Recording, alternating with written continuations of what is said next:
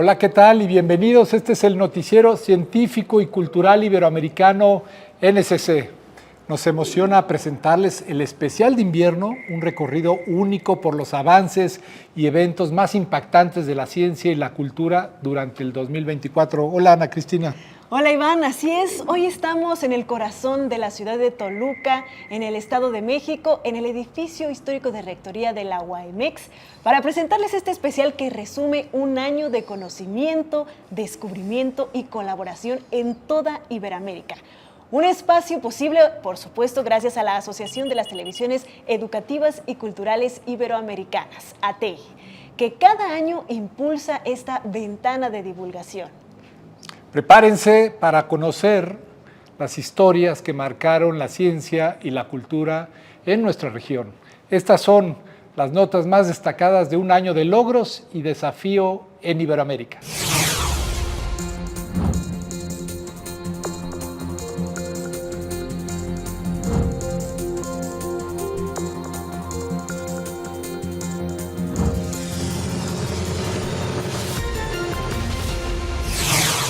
El espacio, también conocido como el vacío cósmico, es esa inmensa y enigmática extensión que se despliega más allá de la atmósfera de la Tierra. Un lugar que ha cautivado la imaginación humana desde tiempos inmemoriales. ¿Alguna vez se han preguntado dónde comienza este misterioso territorio? La NASA nos responde despejando dudas sobre ese umbral que marca el inicio de un viaje sin gravedad.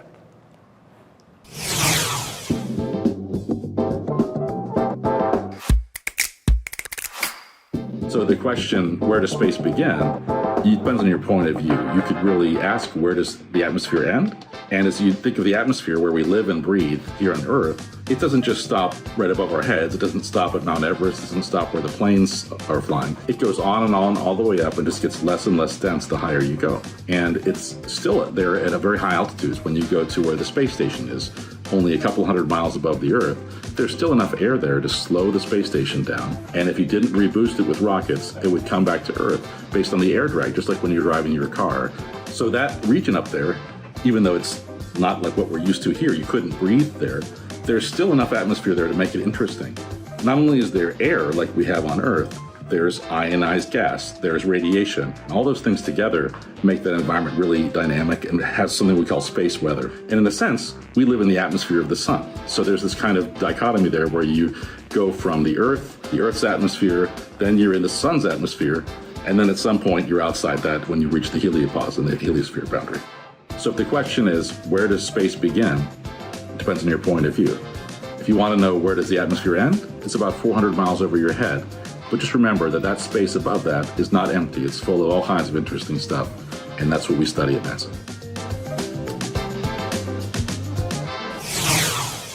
¿Sabían que todavía existen dinosaurios entre nosotros? Una fascinante exposición en la Universidad Nacional Autónoma de México nos invita a descubrir a estos gigantes que de alguna manera han llegado hasta nuestros días.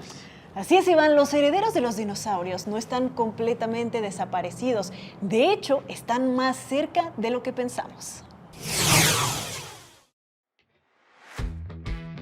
¿Me creerías que aún existen dinosaurios entre nosotros?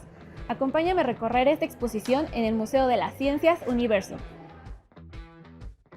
Esta exposición nos muestra cómo es que hoy en día aún podemos observar dinosaurios y ni siquiera lo sabíamos. Y no es como lo estás pensando a un nivel de Jurassic Park con dinosaurios gigantes. Para nuestro público va a ser muy interesante ver primero que los dinosaurios no todos se fueron, que siguen entre nosotros. Y de hecho el lema de la exposición es nunca volverás a ver una paloma igual, porque en realidad es un pequeño dinosaurio que viene desde esas épocas. Estamos hablando desde más de 150 millones de años, que es muchísimo tiempo. Yo creo que eso va a ser interesante. Cuenta con secciones interactivas, por ejemplo, hay una serie de tarjetas en las que podemos ver distintos tipos de huevos y su tamaño real. Águilas reales, guacamayas, patos, búhos, pichones y otras aves que conocemos hoy en día tienen mucho parecido con los dinosaurios de hace 170 millones de años. Vamos a ver algunos nidos de reptiles, los nidos de los dinosaurios, y los vamos a comparar con nidos de aves. Es una característica que tienen muy bien puesta y que además pues ha diversificado muchísimo. Hay muchísimos tipos de nidos y pues aquí van a poder venir a ver unos muy bonitos de aves actuales. Huesos, picos y garras nos enseñan cómo poco a poco los dinosaurios evolucionaron, pasando de tener huesos pesados y grandes a tener unos ligeros con plumas que les permitieron volar y cambiar su manera de cazar. Estas plumas probablemente primero sirvieron para mantener la temperatura, segundo tal vez para tener colores extremos para poder tener procesos de reproducción, de apareamiento, que es algo que todavía lo tenemos en las aves, y posiblemente el vuelo fue una característica más que surgió un poco incluso hasta como sin querer. Un dinosaurio pequeño que brincaba mucho, que tenía huesos ligeros, pues pudo en algún momento tomar el vuelo. El tiempo que dure la exposición habrá talleres y actividades guiadas por especialistas para complementar lo que podemos aprender de los dinosaurios en las salas. Un producto propio de Colombia podría revolucionar tanto la alimentación como la economía circular en el país. Se trata del sachainchi, conocido científicamente como Plunqueta volubilis. Una planta originaria de la región amazónica de Perú y Colombia, famosa por sus semillas altamente nutritivas. Las universidades colombianas han puesto el ojo en el potencial de este producto que podría tener un impacto positivo en la sostenibilidad alimentaria y en modelos de economía circular en el país suramericano. Hoy hablaremos sobre un producto innovador que lidera la Universidad Nacional Abierta y a Distancia y la Universidad Nacional de Colombia y busca desarrollar procesos y tecnologías para agregar valor al sachainchi, una semilla con propiedades únicas. Esta semilla, también conocida como el maní inca, es apreciada por su rápido crecimiento y sus beneficios nutricionales y medicinales. Sus semillas son ricas en ácidos grasos, omega 3, proteínas y antioxidantes, lo que lo convierte en un cultivo altamente nutritivo para la alimentación y altamente promisorio para países como Colombia. Es así que este proyecto, que concluirá en junio de 2024, tiene entre otros propósitos utilizar la torta de sachainchi, obtenida de la extracción del aceite como una fuente de proteína alternativa que pueda sustituir las fuentes convencionales que se usan en la elaboración de alimentos balanceados para animales, de manera que los productores puedan usarla como fuente de alimentación en especies monogástricas como aves y peces. En este abordaje integral, los investigadores se han propuesto trabajar en el desarrollo de procesos para aprovechar y diversificar el uso de las semillas y del aceite de sachainchi y los subproductos derivados de la obtención del aceite sachainchi, empleando tecnologías novedosas en el marco de los Objetivos de Desarrollo Sostenible y de la economía circular. Todo esto de la mano de comunidades productoras en el departamento de Cundinamarca, Colombia, con quienes se busca hacer socialización y aplicación de resultados, permitiendo que todos, desde agricultores hasta consumidores, se beneficien de este proyecto. Finalmente, esta apuesta va más allá de la investigación. Estamos transformando la manera en que vemos y utilizamos sachainchi, buscando mejorar la productividad agrícola, la alimentación animal y explorando nuevos horizontes en varias industrias que contribuyan de manera directa a las comunidades y que incluso posibilite la sustitución viable y sostenible de cultivos ilícitos en diversas zonas del país azotadas por el conflicto armado. Desde Colombia, reportó para el Noticiero Científico y Cultural Iberoamericano, NSC, la Universidad Nacional Abierta y a Distancia, UNAD. En algunas ciudades chinas como Shenzhen y Beijing, los taxis autónomos están transformando el transporte urbano. Estos vehículos controlados por inteligencia artificial lograron superar los 500,000 viajes en taxis autónomos tan solo en el 2023. Además, se estima que el mercado de vehículos autónomos en China podría alcanzar los $60,000 millones para el 2023. Sin embargo, existen numerosos retos, entre ellos la amenaza al empleo de los taxistas tradicionales, quienes podrían verse desplazados por esta tecnología en el futuro. El pasajero presiona inicio y ya está en marcha. Está a bordo de un taxi robot. No hay un conductor. El vehículo es dirigido por inteligencia artificial. Esta es una escena típica en Wuhan, China, con mucho tráfico. El taxi, conducido en forma autónoma, circula, dobla o aparca y le está quitando el trabajo a los tradicionales taxistas. Ellos prefieren a veces no hablar sobre cuánto les preocupa su futuro, pero sí un experto. Hasta el momento no hemos llegado a ese punto, porque el Apollo Go de Baidu se encuentra en un estado temprano de desarrollo. Aún no es rentable. Y esto se debe a una serie de regulaciones que debe cumplir. Así es, no creo tampoco que se convierta en una amenaza en los próximos 5 o 10 años. Baidu anunció que en 2030 estará presente en 100 ciudades chinas. Pero la inteligencia artificial también cambiará mucho otros aspectos del tráfico. En una de las escuelas de conducción más grandes de China, en las afueras de Pekín, un grupo de profesores monitorean a estudiantes en automóviles con inteligencia artificial. Las pantallas les proporcionan información en tiempo real, como la cantidad de veces que logran aparcar exitosamente. Respecto de los costos de empleo, definitivamente hay un ahorro. En nuestro modelo de educación actual, los estudiantes aprenden en forma independiente, lo que también fomenta sus capacidades de aprendizaje individual. Durante el curso, los capacitadores juegan también el papel de apoyo, mientras nuestro sistema de entrenamiento con IA les proporciona información para cumplirlo. Los instructores, pues, solo apoyan a los alumnos. Esto reduce sensiblemente el número de instructores necesarios. China tiene grandes ambiciones en el área de la conducción autónoma.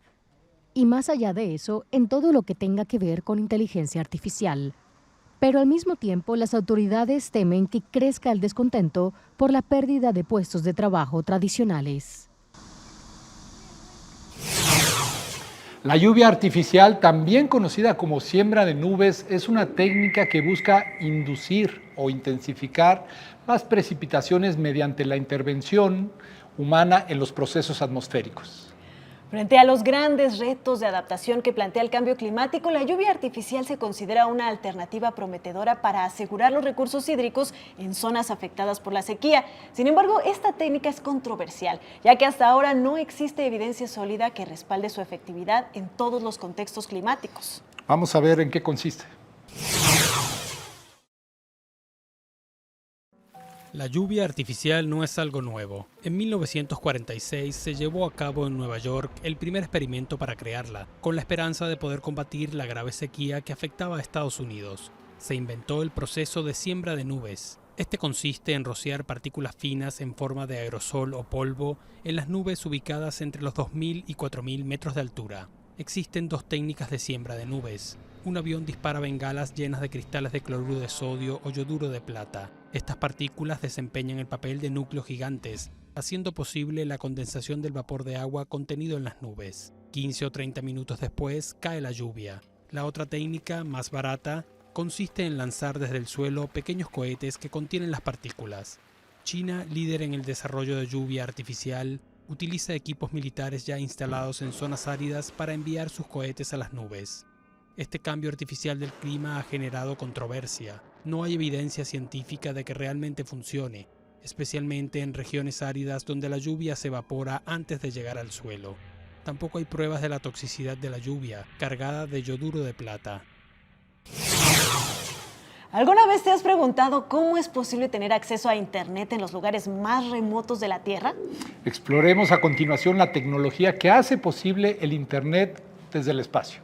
A medida que constelaciones de satélites orbitan nuestro planeta, están transformando la conectividad global, permitiendo que el Internet llegue incluso a regiones donde antes no era posible. Internet desde el espacio. Los satélites proporcionan acceso a Internet de alta velocidad para todos, incluso en los rincones más remotos del mundo. Así lo aseguran empresas como Starlink, OneWeb y Amazon. El principio es que los datos se transmiten desde el emisor a través de antenas parabólicas a uno de los muchos satélites que orbitan constantemente la Tierra. Los satélites se comunican entre sí mediante rayos láser que envían los datos por el espacio a 300.000 kilómetros por segundo, la velocidad de la luz. Una antena parabólica en la Tierra intercepta entonces los datos. Desde allí los envía a los routers o a los smartphones. El Internet por satélite es tan rápido porque el vacío del espacio no ralentiza la luz.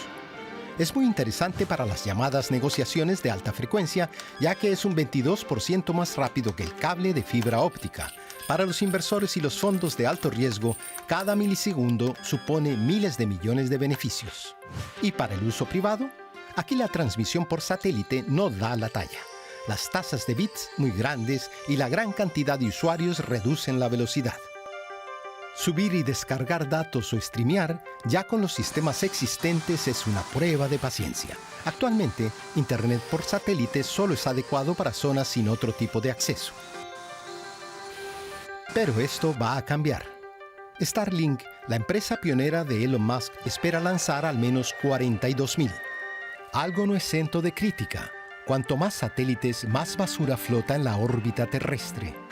Los escombros chocan entre sí, iluminan el espacio y reducen la visibilidad de los astrónomos. Satélites en desuso o defectuosos se estrellan, dañan la capa de ozono, y los cohetes que los lanzan al espacio tampoco son buenos para el clima. Igual que el propio Internet, que provoca tanto CO2 como todo el tráfico aéreo junto. Los nuevos satélites podrían reforzar más la crisis climática. Beethoven comenzó a imaginar la musicalización del poema Oda a la Alegría de Friedrich Schiller en el año de 1793, atraído por su mensaje universal de hermandad y esperanza. Sin embargo, no fue hasta el año de 1812 que decidió incluirlo en una sinfonía, iniciando un proceso creativo largo y desafiante. Compuesta entre 1822 y 1824, la Sinfonía número 9 en re menor, Op. 125, también conocida como la Sinfonía Coral, cumple hoy 2 siglos y su historia sigue resonando como un testamento de la fuerza y el genio creativo de Beethoven, así como de los ideales de paz y unión que simboliza. La novena Sinfonía de Beethoven cumple 2 siglos.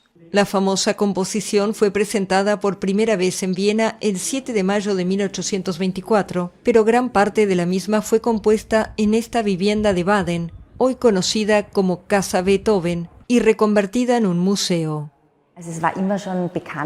Siempre se supo que esta casa es considerada la casa de la novena porque Beethoven también trabajó aquí en la novena sinfonía. Hay varios testimonios contemporáneos de eso, incluidos bocetos en sus notas musicales, pero también hay cartas que escribió aquí en Baden el 5 de septiembre de 1823, cuando estaba en el balneario, indicando que estaba trabajando en la finalización de la novena sinfonía. El compositor se alojó varias veces aquí en los veranos previos al estreno de la novena, encargada por la Sociedad Filarmónica de Londres. Por esa época, Beethoven padecía varios problemas de salud, desde dolores abdominales a ictericia, pero sobre todo ya sufría la pérdida de audición. Eso fue también lo increíble del estreno. Había estado trabajando en esta obra durante tanto tiempo. Luego se interpretó, él estaba allí, pero en realidad ya no la oyó.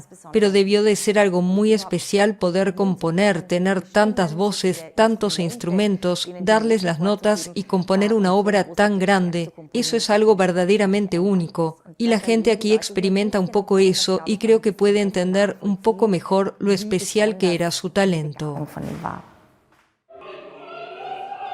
Casi el doble de larga que otras piezas comparables, la novena sinfonía rompió las normas de lo que hasta entonces se entendía como un género exclusivamente de orquesta, al integrar la voz humana y por lo tanto letra. Y desde 1985, la Oda a la Alegría del cuarto movimiento de la sinfonía se ha convertido en el himno oficial de la Unión Europea. Para mí representa el humanismo global, algo que necesitamos especialmente en este momento. Deberíamos escuchar más Beethoven en vez de librar guerras. Para celebrar el aniversario estaban previstas el martes interpretaciones de la famosa sinfonía en destacadas salas de conciertos en París, Milán y, por supuesto, Viena.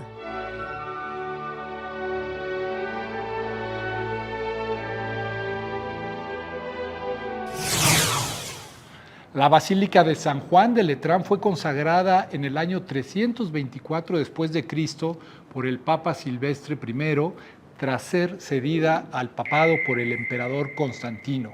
Ubicada en Roma, esta iglesia es reconocida como la más antigua del mundo y en 2024 celebra su 1700 aniversario, conmemorando siglos de historia y fe.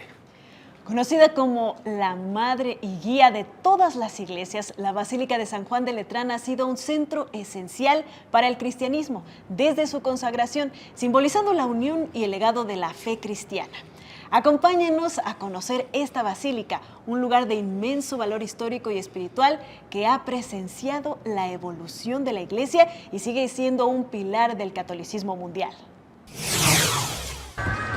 La madre y guía de todas las iglesias, sede del obispo de Roma y el Papa, y por ello la de mayor rango entre las 4 basílicas mayores de la capital italiana, cumple 1700 años. Es la Basílica de San Juan de Letrán, la iglesia más antigua del mundo. Sus muros han resguardado a 233 papas, han visto caer el Imperio Romano, han sobrevivido a atentados, bombardeos y saqueos y guardan en su interior reliquias de enorme valor para la tradición cristiana. Según explica el sacerdote Marco Frisina, director del coro de la diócesis de Roma y que canta en las celebraciones de esta basílica, fue la primera abierta al pueblo por el emperador Constantino tras la persecución. Hoy aún se respira su fuerte conexión con la antigua Roma desde la imponente Puerta de Bronce. Además del templo, el recinto se contempla con el imponente claustro de Pietro Basaleto y el baptisterio, el primero de forma octogonal y guía para los posteriores. Aunque quizás lo más llamativo es la escalera santa, los peldaños del pretorio de Jerusalén, que según la tradición subió Jesús de Nazaret para su proceso. A día de hoy, cientos de fieles las suben cada día de rodillas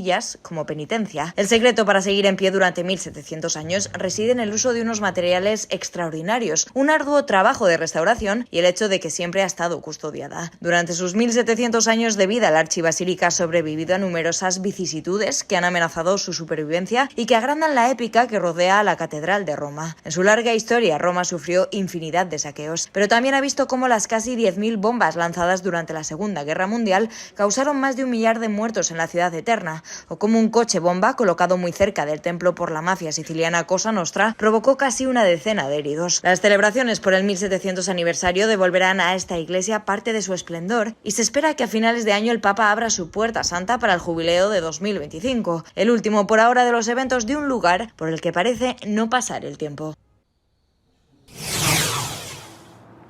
El grupo de danza Bangarra, conocido en sus inicios como Bengara, fue fundado en 1989 por el visionario bailarín y coreógrafo Stephen Page, con una profunda conexión con sus raíces aborígenes.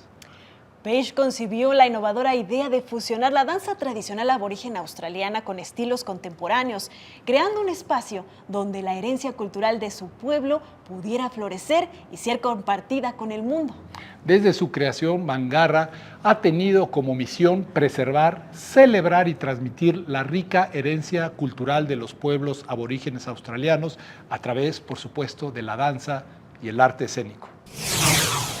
Son conocidos internacionalmente por fusionar la danza indígena australiana y la contemporánea y mantienen vivas las llamas de 65.000 años de cultura aborigen en las nuevas generaciones. Ellos son el grupo Bengarra.